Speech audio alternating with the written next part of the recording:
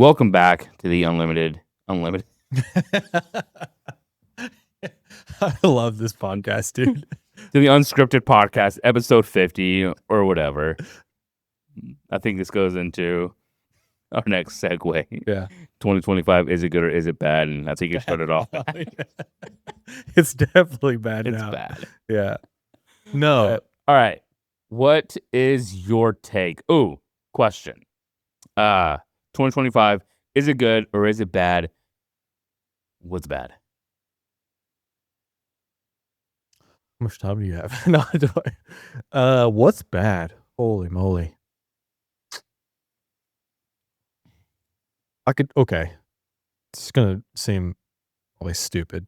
Maybe. Probably. Our driving situation are like the amount of people that are on the road with no education of how to actually like operate a motor vehicle is absurd. Of course, I'm biased. You sound old. I just want to get home. That's the problem. Like, I would love to get home without having 3 to 4 scares that are just kind of like, oh yeah, I almost died, 3 or 4 times today. So I mean, just off the rip, I get that. It's something I can express because I drive a multitude of miles per day for work. Is that would be lovely to fix. Stop selling cars until people know how to drive. That's not gonna happen. But oh man, maybe I should have started with what's good. What's your take? Let me stew a little bit. Yeah, I'll start with bad. I don't know if I know anything bad. I think everything is inherently good. That's kind of like my default. But I think 2025 bad would be hot take. But I think we are getting absolutely, unequivocally carried away with putting protein in everything. Yeah. Like, yeah, everything. Yeah. And where's this protein coming from? Really? I'm getting nervous at this point. Are we eating cockroaches? I mean, vegan. Is it? That is bad. I'll tell you another bad. The show. Okay. The show. Love is Blind or Love at First Sight. Love at First Sight. It's both of them. Both of them terrible. Never seen them. Don't. Love is Blind I've watched. Yeah. The first one and the second one and maybe the third one. Love is not blind. No, it is not. I can assure you that. I think they've proven that it is not. I think there's like one couple that's still married on there. Dude, I'm like sitting here looking at my wife. I'm like, this is a terrible show. Yeah, it's bad. They have to go into like the level. They have to go into like little pods or whatever. Yeah. It's a bad. But when you have a world that is obsessed with trying to find love, then they will try anything and everything to go and find it, and it's now different mediums of finding it. Which is I'm down for love. I'm down for all that. But I think it has limits of how it's done. All right. Good. Technology. Yes. Technology has that's such a cliche answer because obviously technology, like,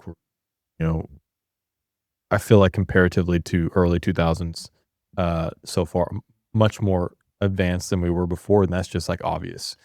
But I definitely think that's good in so many different ways because it's affecting our work.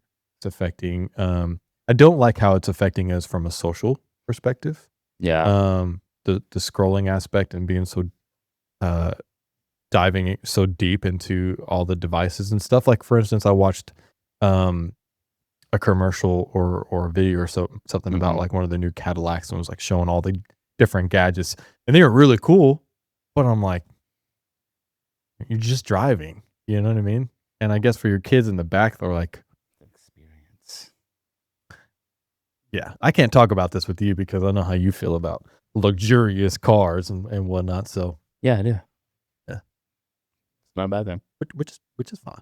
Yes. So I would say technology for sure. I think also the ability to, almost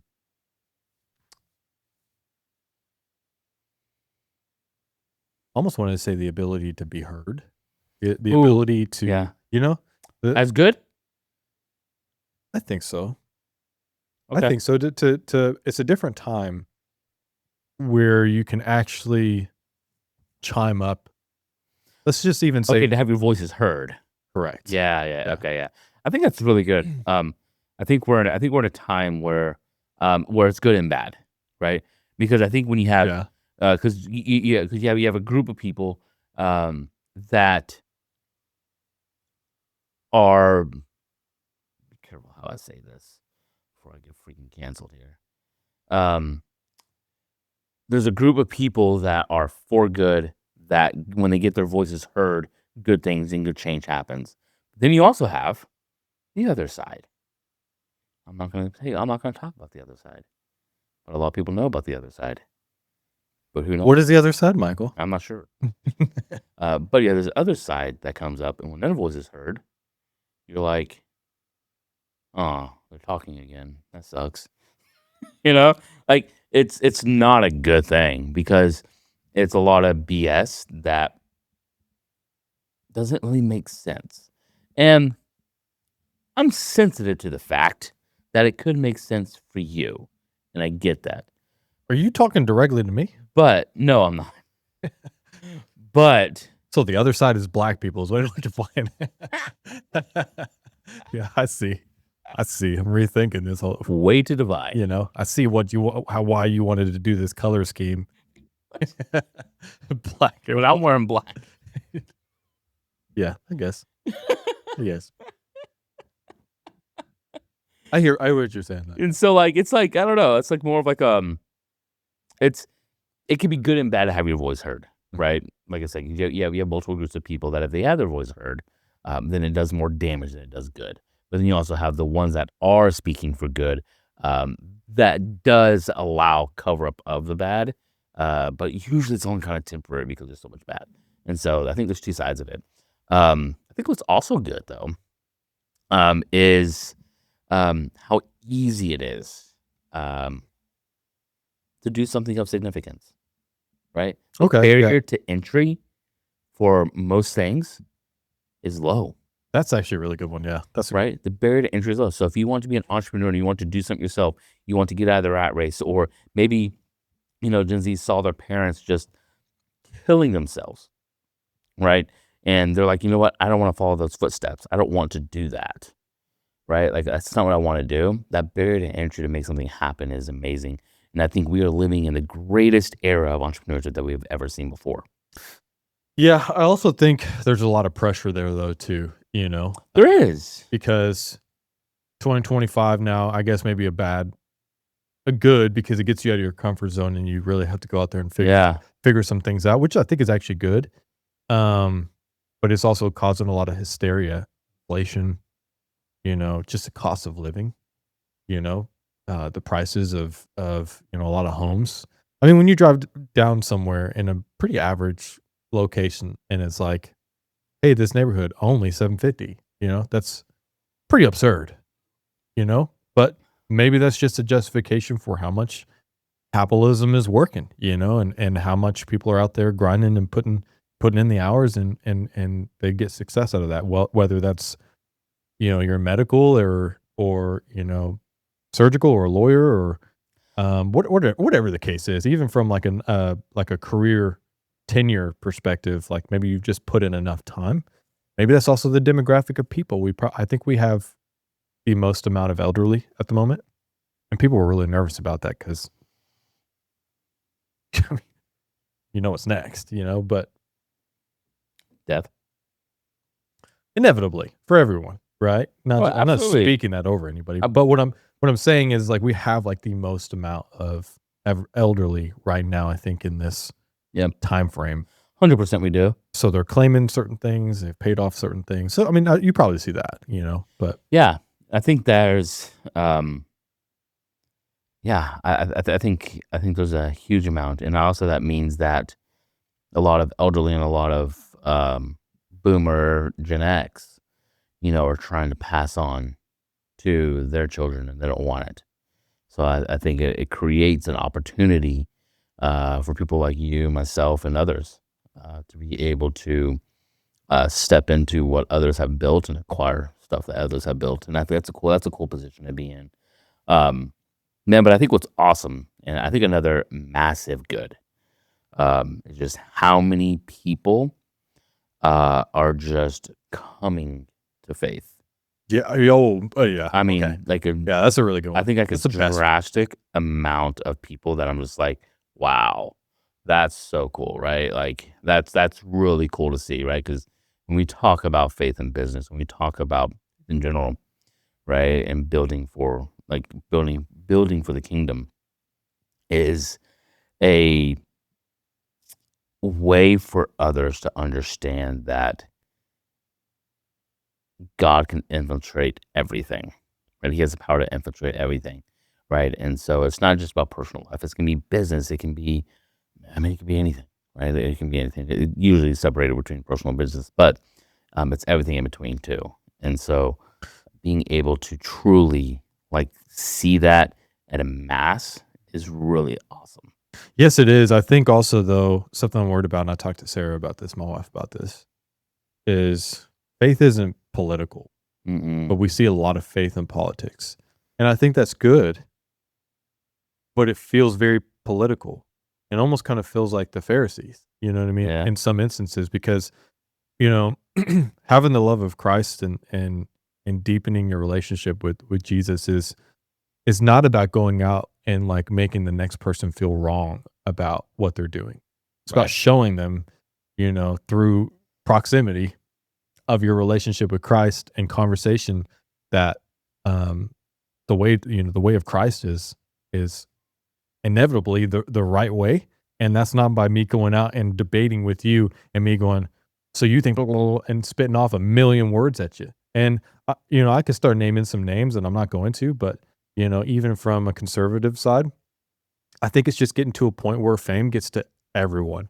Fame and exposure to just a lot of gratification and in a way almost kind of praise kind of has an effect on you. And I think we're starting to see that in some groups, even from a conservative side, that are preaching and claiming to be Christian, that I think you see yourself or you see them in these instances where they're having debates with people on the other side, and it's in a way doing more damage than it's doing good, because just proving them right and just being able to be quick-witted and answer against their moral codes or the way they think, and make them look foolish on TV or on YouTube, it's not really Christ-centered. We're not out there to make people look and feel foolish.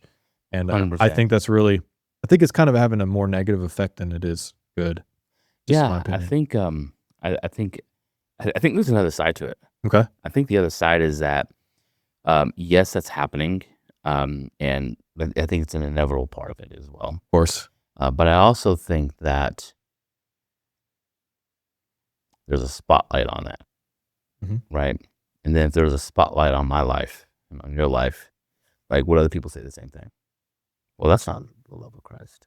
Yeah. Well, that's not that doesn't line up, right? I know for me, 100%, right? I know absolutely. Like, hey, you're preaching all this stuff, or you're telling everybody all these things, but look at your life. Very true. Look at your life. Like, does it? I mean, there's times where I'm hypocritical. There's times where I'm like, I don't exude the love of God, right? And so I think both sides, and so with that, I think there's one more side to this whole thing as well. Okay. Right? And that's grace extended. Okay. Right? There's grace upon that, because it's never perfect. It's never aligned. It's never.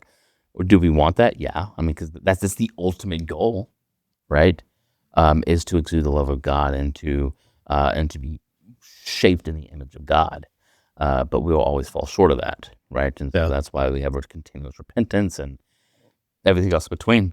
And so extending grace to somebody that one is outwardly doing because they have a spotlight, I think can be extended to them as well, under the circumstance that it's not a continuous thing, right? Like, because when you continuously do something, then you're actively knowing that you're doing it, right? And then that's bad, Right. Versus going, oh, you know what? Like, those series of videos or that whatever looks really, really bad. Like, I'm going to change that. Well, yeah, because I mean, it's like, just being exposed to something isn't necessarily the sin. It's re-exposure continuously. Yeah, it's like Jesus being tempted by Satan wasn't the sin. Yeah, he would have accepted. Exactly, and he didn't. Yeah, I love what you said though. So it's exposure, right? And I think we need, I think one, you can get exposure by one, proximity, two, by observation, right? Seeing people ahead of you do stuff, right? And that goes for being Christ-centered, that goes for business, that goes for personal life, that goes for marriage, that goes for everything, right? And so I think that if you are that person out there that's going, yeah, that's kind of me, or I think there's I think being exposed to good Christian leaders, to good people that have longer marriages than you, to good business owners that have gone through it before you, and so on and so forth, right? Being exposed to those people will help you tremendously. And you might ask, well, how do I get exposure? I'm glad you asked. I have built a platform. I'm kidding. Today's sponsor is myself. Me, myself, and I. Ooh, that would be a great segue for another, episode. Being your own sponsor. I think so. Kind of what it takes. I think you have to be right. So we have time now to talk about that just for a minute. Like, being your own sponsor is the best thing that you can do, right? Because you're continuously putting yourself out there to get a job, to get a deal, right? You're always, and so like you always hear like salesmen like Andy Elliott, Grant Cardone, and all those guys are like sell, sell, sell, sell, sell. And I think that there's truth to it, right? Because you're always selling. You're selling yourself in some way, shape, or form, right? You're always selling yourself. So, I mean, do you have to be in your face for it? No. But I think you should have a 30-second pitch of what you do and who you are, right? I think you should have a 30-second pitch of like when you're meeting somebody and you're trying to get to know them, that you have a 30-second like pitch of like your life and backstory, right? I think you should have a 30-second pitch for your salvation story, right? I think they all should be that, because at the end of the day, like, we're always selling ourselves in some way, shape, or form. And so having that ready for any time of the day is not only smart, but we're called to be prepared. That's very true. Yeah. Keep your oil ready. Exactly. What'd you say? So keep your oil ready. No, you didn't say oil. Oil. Keep that oil ready. You said OL. You said OL. Yeah. You said "oh." I can't wait for my wife to hear this. She's going, "You're not country." Oh. Okay, dude. All right. See what I'm saying? I'm saying, dude. You have to support yourself, because if you don't, your co-host is not going to. So. You're right. I'm sorry. But we'll make sure the oil's ready. The oil. Yeah, you got to keep your oil ready. And I feel like that's a combatant to whether or not 2025's actually good or not. And we gave some pretty, I don't know, we gave some pretty light-hearted things. We'll hear what everybody else is saying. Yeah, like the social comments have got to be hilarious. Yeah, they're gonna be like, "You don't care about starving children," like, right? But I want to hear like what's good and bad, right? And that would be a great CTA. Yeah, like, what is, you're hearing this and you think we're lame for what we think is good and bad. Driving apparently. Which is not far off. It's not, but we'd love to hear that inside of the comments. A big part of this is going to be engagement and community, and I just love this unscripted feel that we have of being able to get on here, jump on here, discuss some things that we experience throughout the week and throughout our months, our days. Yes. And just live it out. You had said something about roadmaps, and we're on this roadmap that is full of confidence, but at the same time, just full of excitement because we don't know what the next conversation realistically looks like. And that is like a really, versus having this like script of like, okay, we're going to talk about Candace Owens, we're going to talk about Rant, we're going to talk about all this kind of stuff, which are some top topics out there right now. And we might dive into stuff like that, but it's nice to be able to jump on here with you and 100%, man. Chat with the people, just chat with what we got going on. Yeah, nice, easy. It's like what I love about this, right? It pays homage to the start of the podcast, of the Days In podcast, right? Us shooting the crap together, talking, hanging out. What happened that day? What happened at the end of the week? Right? That's what it was about. That's why the podcast was started. Right? It's like, hey, let's get together at the end of the day and just talk, right? And just hang out and just see what happened in each other's lives, right? That's where the origin of the day of the Unscripted podcast came from, was the Days In podcast. And so, yeah, man, I love this. Yeah, it's been fun. Until next time, you're going to see a lot more of this, a lot more episodes with myself and Michael, and just kind of touching on topics that are prevalent and especially as they just arrive in our minds, kind of fresh and ready. Yes, and we're just excited to keep this momentum. That's right. We have something special here. Fresh and ready. Yeah, and that sounds like a juice bar. Fresh and ready. Oh my gosh. I'm just going to start putting all the business ideas that I have and just post them, and people can take them if they want. I'm just going to like listen. Yeah, why not? Fresh and ready. I'm literally just going to like put them all there. If there can be a company called, let me see if I can get this correct. There can be a company right there off of 380 called Chicken Rice. I think it's called Chicken Rice or Wing Rice. Wing Pot? Something like that. If that can exist, if that makes it, we don't make it. Have you seen that one? This is funny. So I was online. This is a while ago. I saw this, but there was a Asian restaurant, and the sign on the storefront was Chinese food near me. I was like, yo, your SEO is on point, bro. like yeah. That is freaking genius, man. That is actually really genius, yeah. Man, I wonder if they were any good. I don't know. But hot take, just real quick. Huh?